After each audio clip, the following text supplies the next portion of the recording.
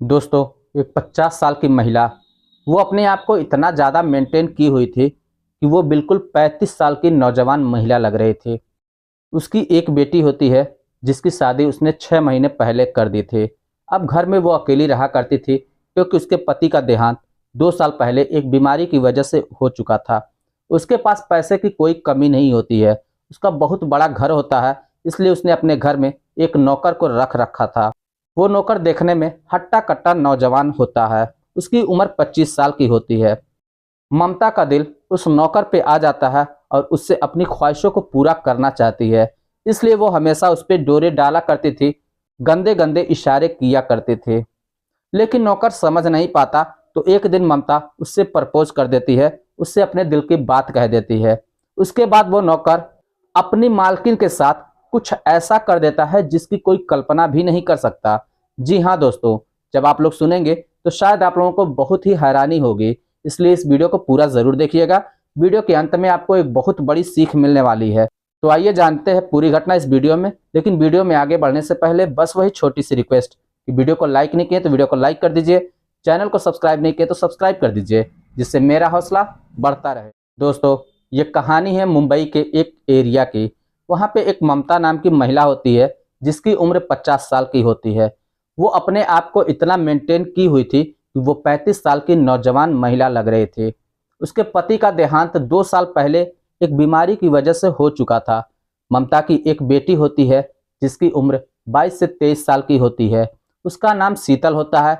उसने अपनी पढ़ाई लिखाई पूरी कर ली थी और फिलहाल वो अपने घर में होती है। तब ममता को अपनी बेटी की चिंता सताने लगती है क्योंकि उसकी बेटी जवान हो चुकी थी। ममता सोचती थी कि जल्द से जल्द वो अपनी बेटी की शादी कर दे। वो इधर उधर लड़का तलाशने लगती है। करीब 1 महीने के बाद उसको एक लड़का मिल जाता है जिसका नाम मनोज होता है। मनोज और शीतल की शादी तय हो जाती है। करीब 2 महीने के बाद मनोज और शीतल की शादी हो जाती है।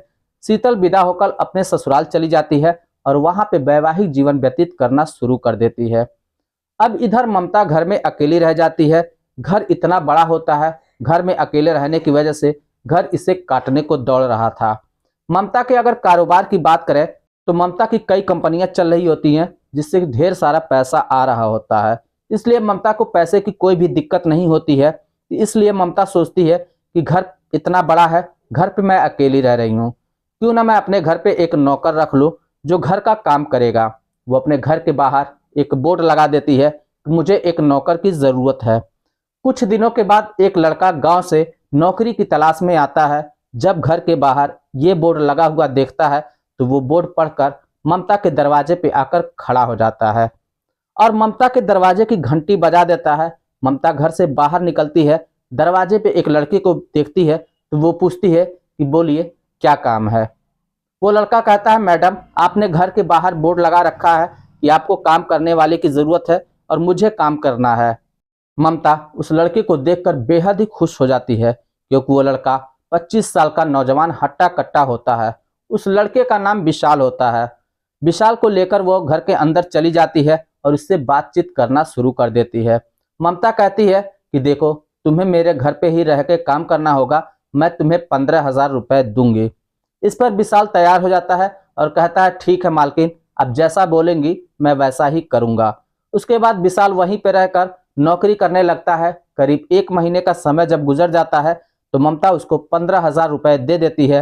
विशाल वो पैसे अपने घर भेज देता है। वक्त गुजरता जाता है लेकिन ममता की नीयत खराब होती जाती है। वो विशाल की पर्सनालिटी को देखकर उस पर फिदा हो जाती है। वो सोचती है अगर मैं इसे अपने प्रेम जाल में फंसा लेती हूँ तो इससे अपनी इच्छा पूरी कर लूंगी। वैसे भी अगर बाहर जाऊंगी तो बहुत बदनामी होगी। जब घर में ही इतना हट्टा कट्टा नौजवान लड़का है तो फिर मुझे बाहर जाने की ज़रूरत ही क्या है। वो विशाल को तरह तरह के गंदे इशारे किया करते थे, हंस हंस कर बातें किया करते थे, मगर विशाल उसकी बातों को समझ नहीं पाता था। वो अपने काम में मस्त रहता था।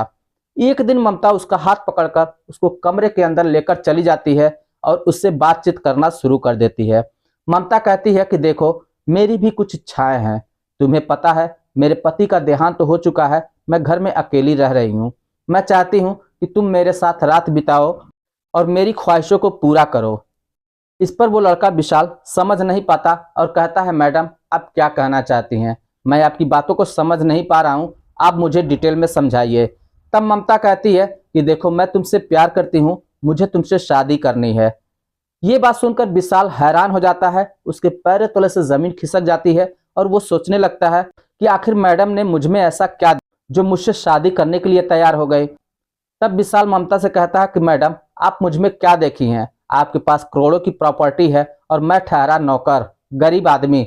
मुझ में ऐसा आपने क्या देखा जिसकी वजह से आप मुझसे शादी करने के लिए तैयार हो गए?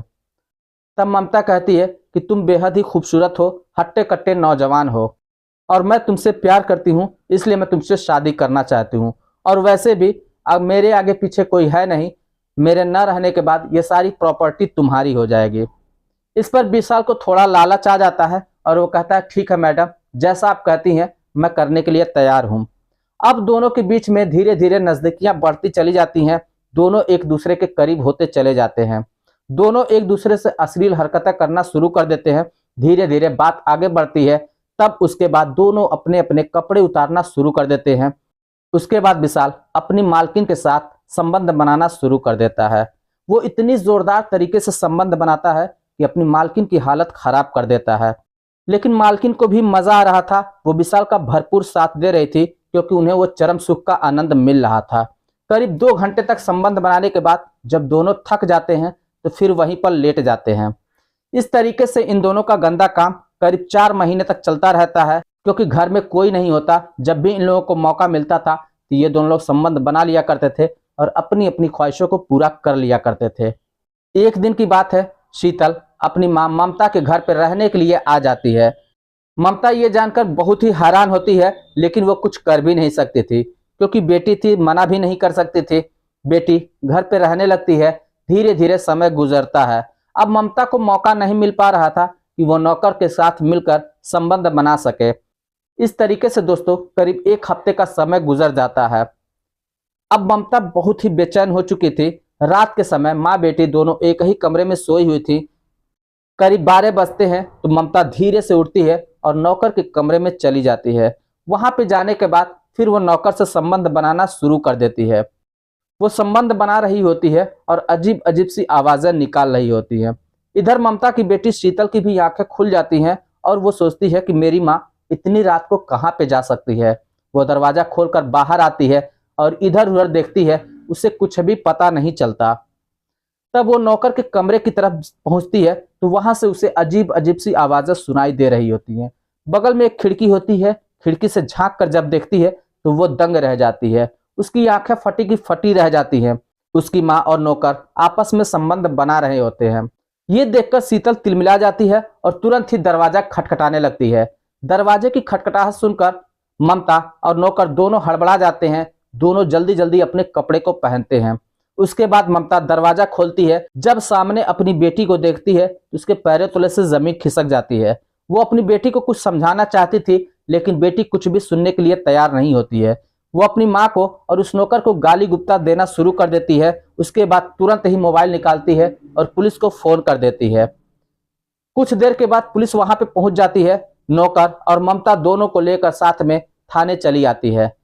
यहाँ पे फिर नौकर से पूछताछ होती है तो नौकर कहता है कि साहब, हम बालिग हैं, हम लोग अपनी स्वेच्छा से ही संबंध बनाए हैं। इसके बाद ममता से भी पूछताछ की जाती है। ममता भी यही बात कहती है। उसके बाद पुलिस शीतल से कहती है कि देखिए, मैं इसमें कुछ भी नहीं कर सकता क्योंकि ये दोनों बालिग हैं और दोनों अपनी मर्जी से कर रहे हैं। इसके बाद पुलिस उन दोनों को बाइज्जत बरी कर देती है। ये दोनों अपने घर आ जाते हैं और दोनों शादी कर कर फिर वहां पे रहने लगते हैं। उसी समय शीतल कहती है कि माँ, आज के बाद मैं ये समझूंगी मेरा कोई मायका नहीं है। ये कहकर वो अपने ससुराल वापस चली जाती है और इधर ममता और नौकर पति पत्नी की तरह जिंदगी व्यतीत करना शुरू कर देते हैं। तो दोस्तों, ये रही कहानी। इस कहानी को सुनाने का मतलब किसी के दिल को ठेस पहुंचाना नहीं था, किसी की भावनाओं के साथ खिलवाड़ करना नहीं था। वैसे आप लोगों की इस कहानी के बारे में क्या राय है? आपकी जो भी राय हो आप हमें कमेंट बॉक्स में लिखकर जरूर बताइएगा। चलिए फिर मिलते हैं नेक्स्ट वीडियो में। तब तक के लिए जय हिंद।